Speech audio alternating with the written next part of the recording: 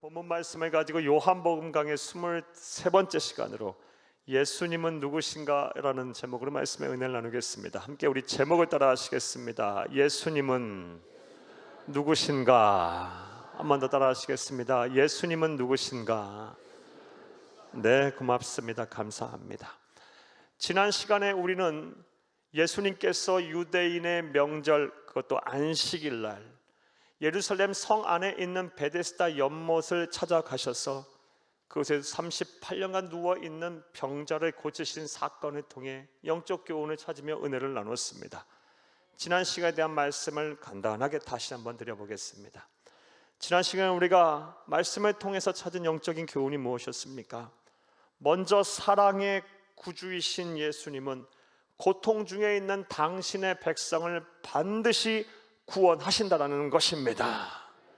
사랑하는 여러분, 우리 주 예수 그리스도 앞에서는 우리가 남자인지 여자인지가 중요하지 않습니다.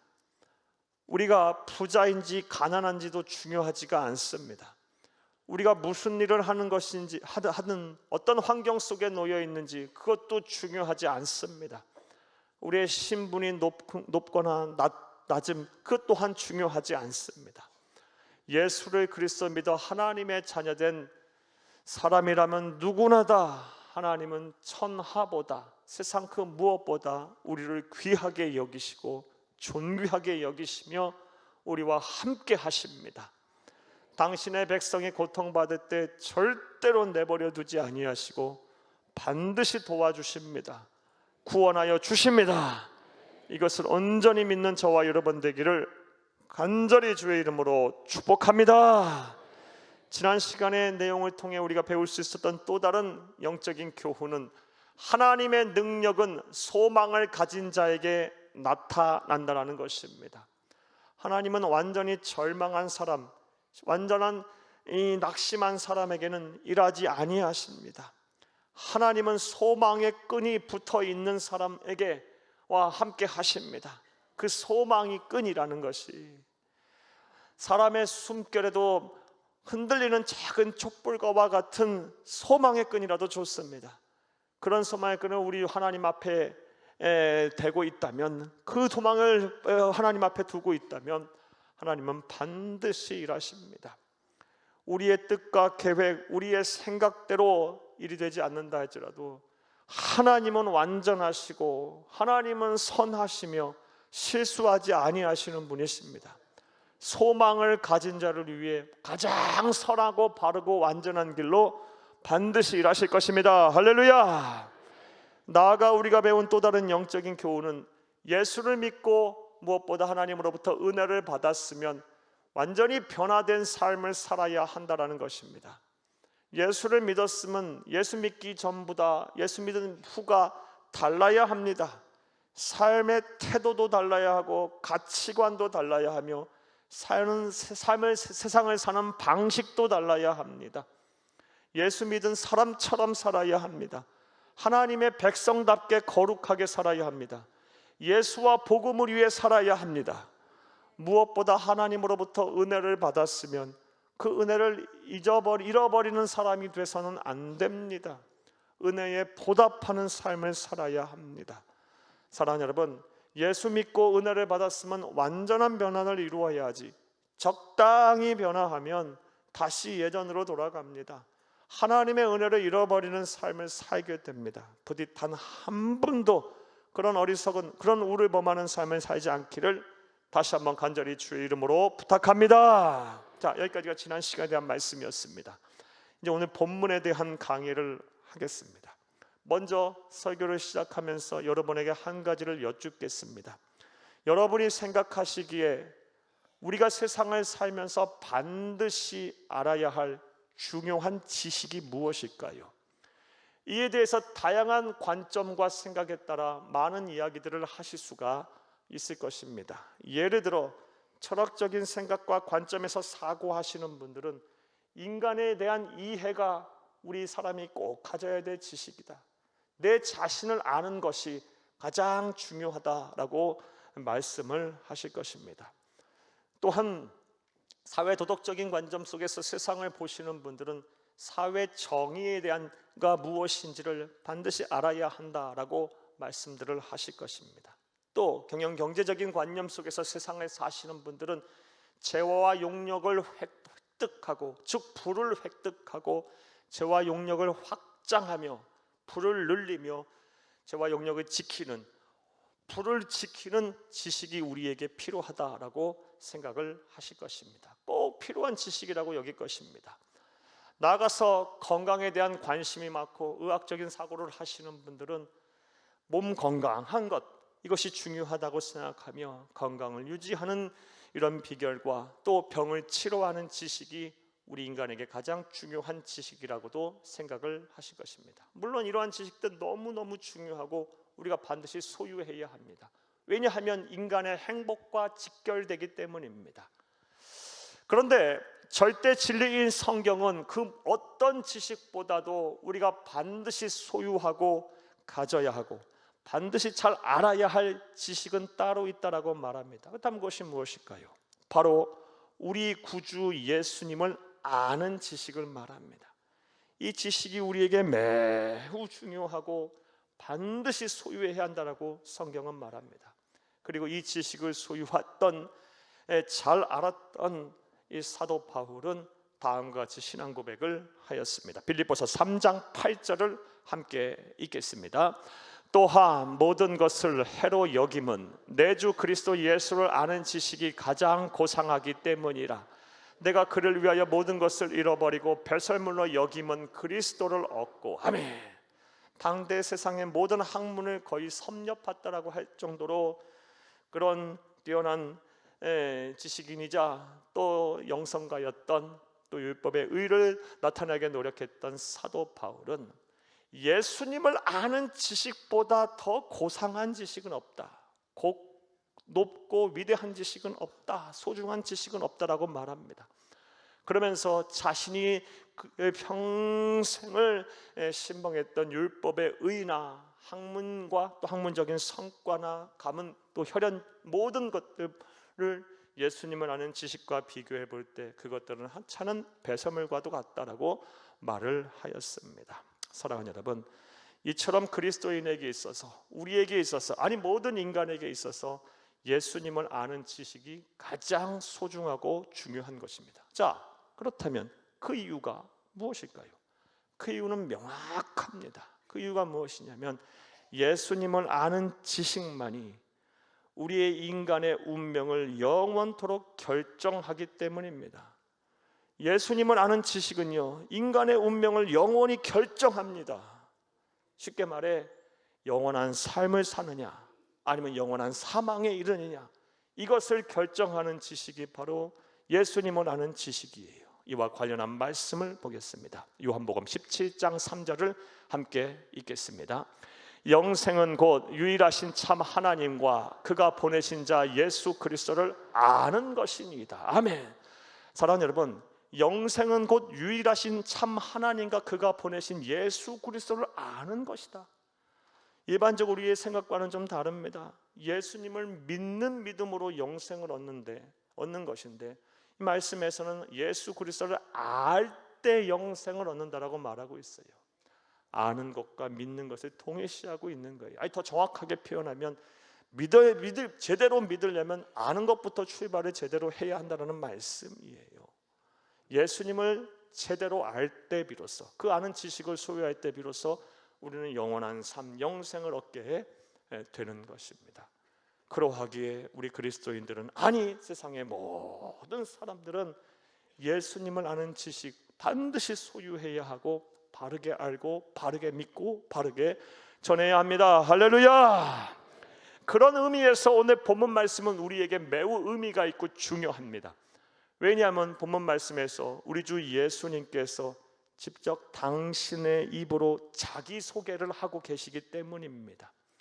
사랑하는 여러분, 이것은 은혜이자 축복입니다. 여러분 생각을 해보시기 바랍니다. 어느 한 대상을 알려고자 할 때 가장 효과적인 방법이 무엇입니까? 알려고 하는 대상이 직접 자기소개를 하는 거예요. 그 소개를 듣는 것보다 더 그 사람에 대해서 잘 아는 방법은 없어요. 그런데 우리 주 예수님께서 오늘 본문에서 직접 당신이 누구신가를 말씀하고 계세요.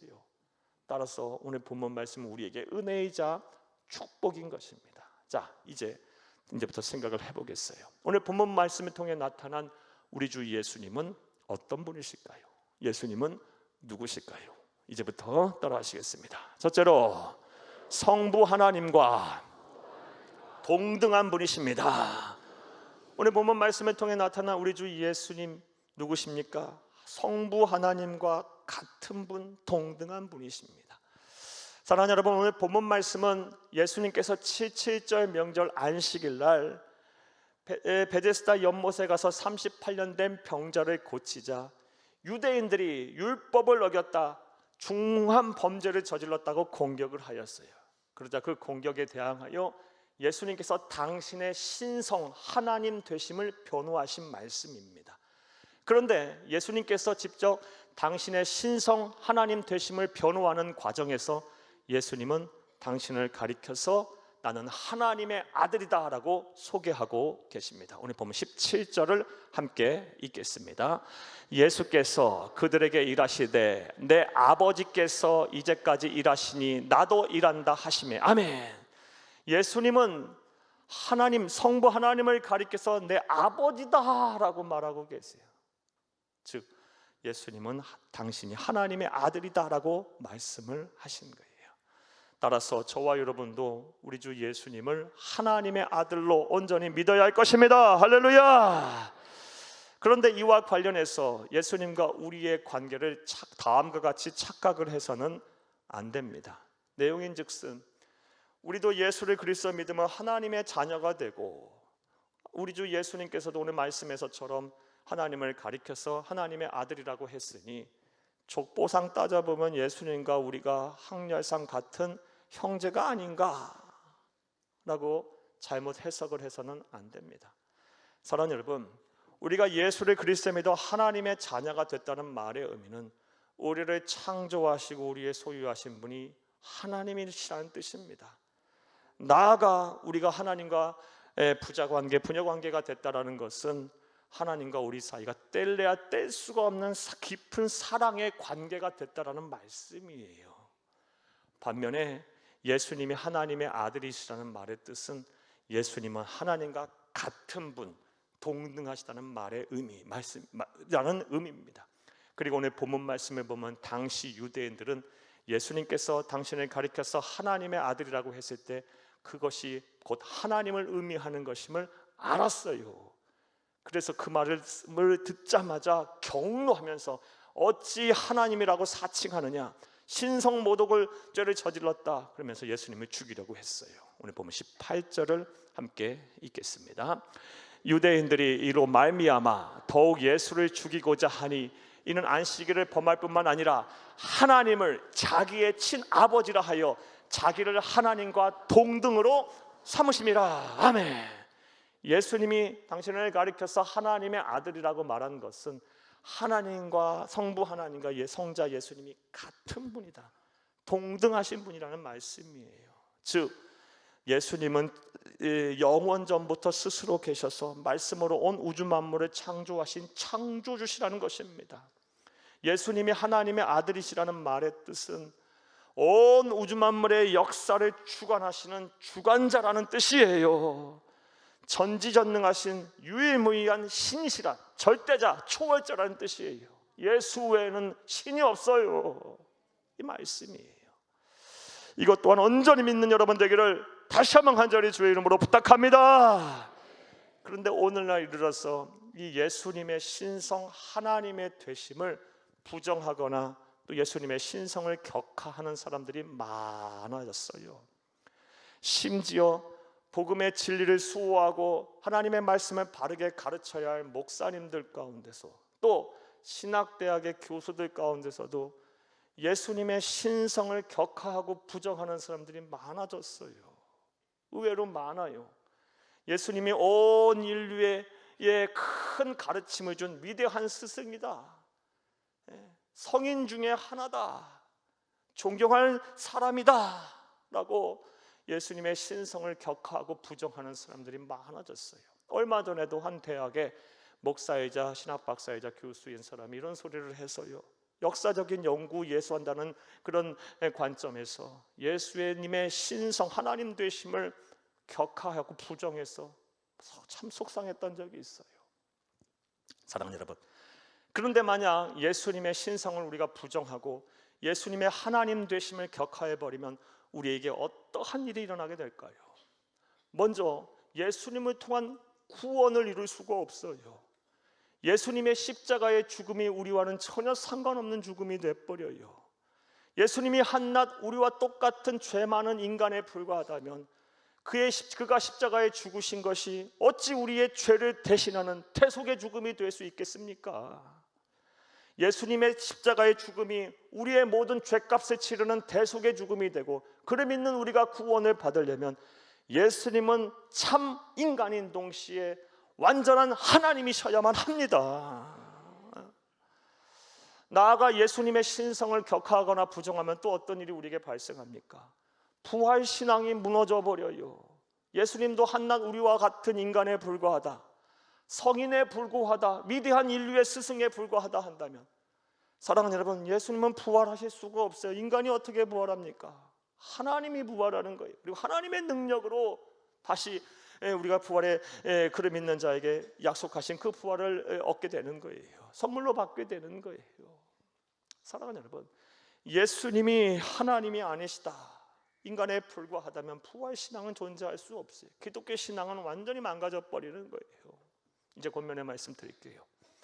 세상에 뭐라 하든 간에, 어떻게 돌아가든 간에, 이상한 소리를 하고 괴상한 소리를 해서 여러분을 미혹하든 간에 여러분의 신앙을 잘 지키시기를 바랍니다. 우리 주 예수님은 하나님의 아들이십니다. 그분은 천하 우주 만물을 창조하신 창조주시고 인류의 역사를 시작하시고 닫으시는 모든 인류의 역사의 주관자가 되시며 전지전능하신 유일하신 신입니다. 예수 외에는 절대자 초월자가 없습니다. 이것을 온전히 믿는 저와 여러분 되기를 간곡히 주의 이름으로 부탁합니다. 자, 오늘 본문 말씀을 통해 알 수 있는 예수님은 누구십니까? 예수님은 하나님의 아들입니다. 하나님의 아들이란 뜻은 성부 하나님과 같은 분, 동등하신 삼위일체 하나님이시란 뜻입니다. 자, 또 오늘 본문 말씀을 통해서 알 수 있는 예수님의 자기소개를 통해 알 수 있는 예수님은 누구일까요? 따라하겠습니다. 둘째로, 우리에게 참 생명을 주는 분이십니다. 예수님은 누구십니까? 우리에게 참 생명, 다른 말로 영생을 선물하시는 분이에요. 다른 말로 우리 사후 우리를 부활시키시는 분이에요. 사랑하는 여러분, 앞서 말씀드린 것처럼 예수님은 하나님과 하나님의 아들로서 하나님과 같은 분입니다. 하나님과 동등하신 분이에요. 그러하기에 성부 하나님이 하시는 일과 예수님이 하시는 일은 같아요.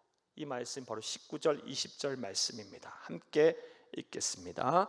그러므로 예수께서 그들에게 이르시되 내가 진실로 진실로 너희에게 이르노니 아들이 아버지께서 하시는 일을 보지 않고는 아무것도 스스로 할 수 없나니 아버지께서 행하시는 그것을 아들도 그와 같이 행하느니라. 20절, 아버지께서 아들을 사랑하사 자기가 행하시는 것을 다 아들에게 보이시고 또 그보다 더 큰 일을 보이사 너희를 놀랍게 여기게 하시리라. 아멘. 예수님 말씀이 참 쉽지는 않아요. 그런데 그 내용이 간단해요. 예수님은 하나님의 아들로서 하나님과 동등된 자, 같은 분이기에 하나님이 하시는 일 당연히 예수님도 하신다는 말씀이에요. 그런데 예수님, 특별히 사랑의 구주이신 예수님께서는, 또 하나님께서는 우리를 사랑하셔서 특별하게 하시는 일이 있어요. 그것이 뭘까요? 본문 21절을 함께 보겠습니다. 아버지께서 죽은 자들을 일으켜 살리신 것 같이 아들도 자기를 원하는 자들을 살리시느니라. 아멘. 아들도 자기가 원하는 자들을 살리시느니라. 그 동기는 사랑이시고요. 우리 주 예수님은 사랑이셔서 우리를 사랑하셔서 자기가 원하는 자들, 즉 우리들을 뭐한다? 다시 살리신다.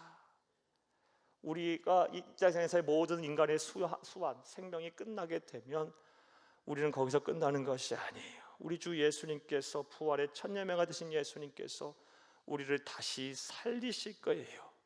우리에게 영원한 생명을 주실 거예요. 다시 말해 참 생명을 주실 거예요. 예수님은 우리에게 참 생명, 영생, 부활의 기쁨, 부활의 소망을 주시는 분이에요. 이것을 온전히 믿는 저와 여러분 되기를 간절히 주의 이름으로 축복합니다. 그러하기에 예수를 믿는 우리들, 예수 안에 있는 우리들, 예수님에게 참 생명을 약속받은 우리들은 죽음에 대한 공포와 두려움을 극복한 사람들입니다. 사랑하는 여러분, 여러분에게 여쭙겠어요. 죽음이 두려우십니까? 그리스도인들은 죽음을 극복한 사람들이에요. 죽음 앞에 승리한 사람들이에요. 왜냐하면 죽음은 찰나의 순간일 것이고 우리는 이미 참 생명을 약속받은 사람들이니까요. 예수님처럼 우리 부활할 거예요. 우리 주님과 함께 부활할 거예요. 사랑하는 여러분, 이 세상엔 누가 우리에게 이런 일을 행하실 수가 있겠습니까? 어떤 힘 있는 정치인이 하겠습니까? 아니면 어떤 경제인이 하겠습니까? 어떤 철학자가 이런 일을 하겠습니까? 어떤 종교가가 이런 일을 하겠습니까? 예수 외에는 이런 일을 할 자가 없어요. 우리 주 예수님께서 우리를 사랑하셔서 그러면은 우리를 향해 부활을 약속하셨고 참 생명을 약속하셨으며 우리에게 영생을 선물하셨어요. 예수님은 우리에게 참 생명을 주시는 분이에요. 자, 이제 권면의 말씀을 드릴게요. 사랑하는 여러분, 예수 안에서 이제 죽음에 대한 공포와 두려움을 다 떨쳐버리시기를 간곡히 주의 이름으로 축복합니다. 그리고 죽음이라는 인간이 가진 가장 근원적인 공포와 두려움을 해결한다면 무엇이 두렵고 누가 무섭겠습니까? 이제 예수 안에서 세상 앞에 당당한 그리스도인들이 되시고 염려와 근심의 노예로 살지 마시고 우리 주 예수님과 함께 참 생명을 약속하시고 주시는 우리 주 예수님과 함께 참된 자유인으로 사시는 여러분이 되기를 간절히 주의 이름으로 축복합니다. 자, 예수님은 어떤 분이십니까? 예수님의 자기소개를 통해 알 수 있는 예수님은 우리에게 참 생명을 주시는 분이십니다. 본문 말씀을 통해 알 수 있는 예수님은 또 어떤 분일까요? 따라 하시겠습니다. 셋째로, 모든 인간의 영원한 운명을 결정할 최후의 심판자이십니다. 모든 인간의 영원한 운명을 결정할 최후의 심판자가 되십니다. 사랑하는 여러분, 인간이 역사를 시작한 이래 유사 이래 인간이 가져온 가장 난제인 고민 숙제는 사후에 어떤 일이 일어나게 될 것인가였어요. 인간의 역사가 시작된 이래 지금까지 앞으로도 계속 사후에 어떤 일이 일어날 것인가에 대해서 고민할 것이고 또 이것을 신앙화할 거예요. 또 해왔어요. 지금까지 일어난 내용들을 정리하면 크게 세 가지로 정리를 할 수가 있어요. 인류가 고민하는 결과이고 신앙으로 만들어 온 결과입니다. 첫 번째, 어떤 사람들은요, 인간이 죽게 되면 거기서 끝이다. 그냥 우주의 먼지로 돌아간다. 그냥 무의 세계로 돌아간다. 인간은 죽으면 다 끝나버리는 것이다 라는 소멸설을 주장하고 믿는 사람들이 계세요. 많아요. 주변에도 많으시죠. 죽으면 끝나는 거야. 그냥 한 줌 흙으로 돌아가고 더 이상 어떤 것도 일어나지 않아 라고 생각하시는 분들이 계세요. 또 어떤 분들은 다람쥐 쳇바퀴 도듯이 인생이 자꾸 삶이 다른 삶으로 반복이 된다라는 윤회설을 믿는 분들이 계세요. 그리고 전생의 업보에 따라서 다른 생명으로 태어난다라는 결정이 삶이 결정된다라는 윤회설을 믿고 그런 가치관 속에서 세상을 사시는 분들 많습니다. 두 번, 세 번, 네 번 계속 인생이 반복된다라는 거예요. 마지막으로 이 사람이 죽게 되면 이 사후의 세계가 존재하고 사후의 세계에서 영원히 산다라는 사후 영존설을 믿는 분도 많아요. 사랑하는 여러분, 여러분들은 어떠한 믿음을 갖고 계십니까? 말씀을 들으시는 분들은 어떤 생각을 갖고 계십니까? 솔직하게 한번 여러분의 생각과 여러분의 믿음을 점검해 보세요. 그런데 대부분의 세상 사람들은요, 이 세 가지 안에 지금 말씀해 드린 세 가지 안의 믿음 속에 살고 있지만 그 또한도 확신하지 못하고 살아요. 왜냐하면 가보지 못한 세계, 경험하지 못한 세계이기 때문에 그래요. 영적인 세계이기 때문에. 다시 한번 여러분에게 여쭙겠어요. 솔직히 여러분은 어떤 믿음, 어떤 세계관 속에 살고 계십니까? 그런데 이에 대해서 우리 그리스도인들은 걱정하고 고민할 필요가 전혀 없습니다. 왜냐하면 절대 진리인 성경에서 사후에 우리에게 어떤 일이 일어나게 될지 정확하고 명확하게 말씀을 하셨기 때문입니다. 히브리서 9장 27절을 함께 보겠습니다. 한 번 죽는 것은 사람에게 정해진 것이요 그 후에는 심판이 있으리니. 아멘. 사람의 일생은 한 번입니다. 한 번 죽는 겁니다. 한 번 태어나서 한 번 죽는 거예요. 두 번, 세 번, 네 번 업보에 따라 윤회하는 거 아닙니다. 사람의 일생은 한 번이에요. 그러하기에 우리는 우리에게 주신 이 생명 귀하게 여겨야 합니다. 소중하게 생각해야 합니다. 예수님의 피값으로 특별히 저와 여러분은 사신 몸이에요. 귀하게 여기세요. 지금 여러분이 무슨 생각, 무슨 일을 하든 간에 중요치 않아요. 여러분 한 분 한 분은 예수님의 생명과 맞바꾼 귀한 창조물들이에요. 귀하게 여기셔야 합니다. 귀하게 여기셔야 돼요. 단 사람의 일생은 한 번뿐이에요. 꼭 기억하세요. 그 후에는 어떤 일이 일어납니까? 심판대 앞에 선다는 거예요. 심판대 앞에 선다는 말의 의미는 사랑하는 여러분, 사후의 세계가 존재한다는 거예요. 그 심판의 결과에 따라 누군가는 천국에서 영생복락을 누리게 될 것이고, 누군가는 지옥에서 말로 표현할 수 없는, 감히 상상할 수 없는 형벌을 받으며 영원토록 고통 속에 살게 된다는 말씀이에요. 사랑하는 여러분, 자, 그렇다면 이 사후의 세계에서 우리의 삶을, 우리의 운명을 결정할 그 심판자가 그렇다면 누구일까요? 오늘 본문 말씀 22절을 함께 보겠습니다.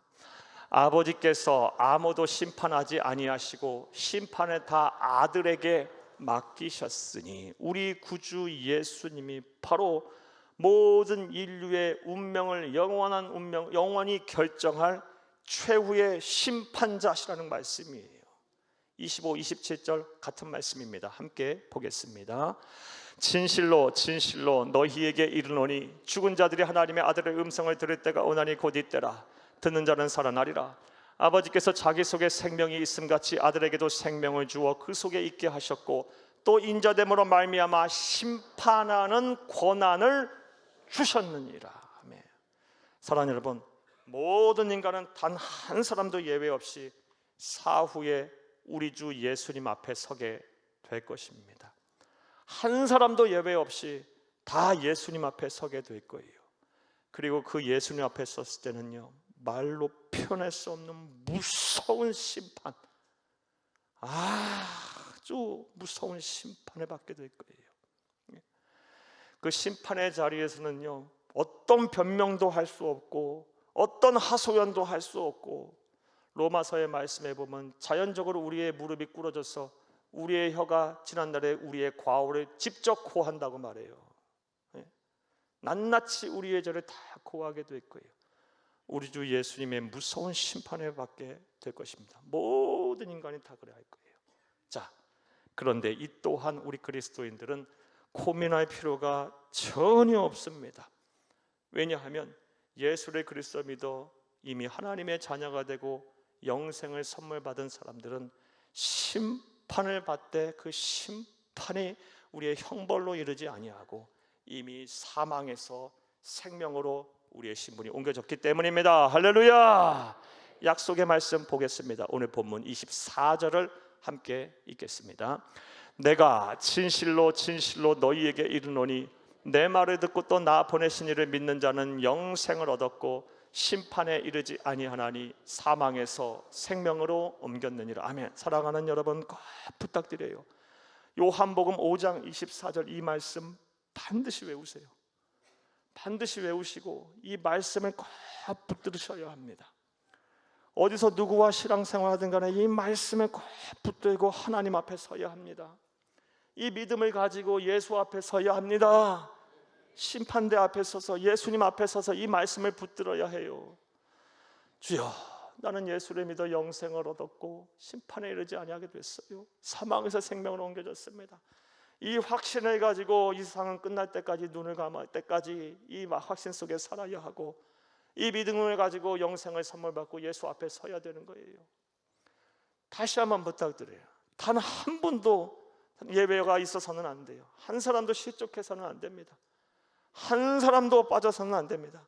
모든 인간은 다 사후에 무서운 예수님께서 하시는 심판을 받게 될 거예요.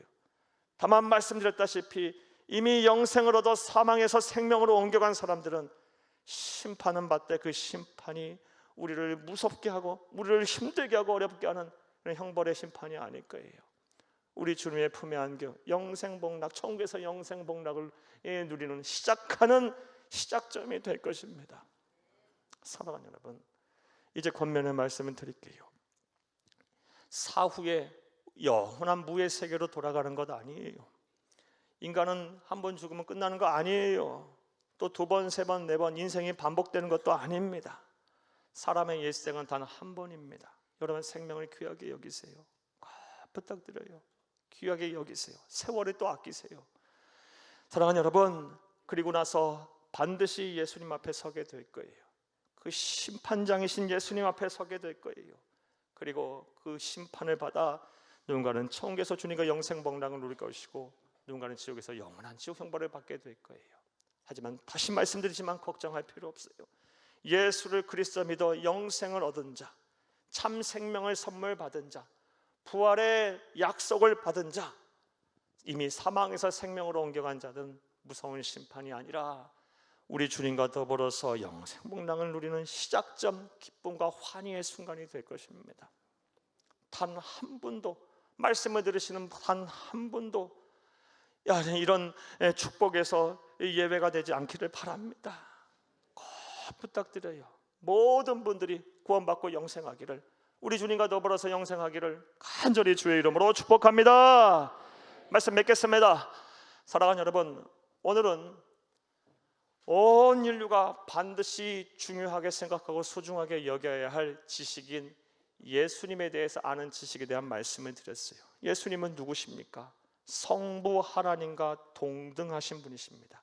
예수님은 하나님의 아들입니다. 하나님의 아들이라는 말의 의미는 천하 우주 만물을 창조하신 창조주라는 뜻입니다. 모든 역사, 인간의 역사, 우주의 역사를 주관하신 우주의 주인이신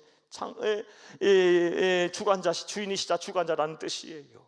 그리고 전지전능하신 유일하신 하나님 초월자라는 뜻이에요.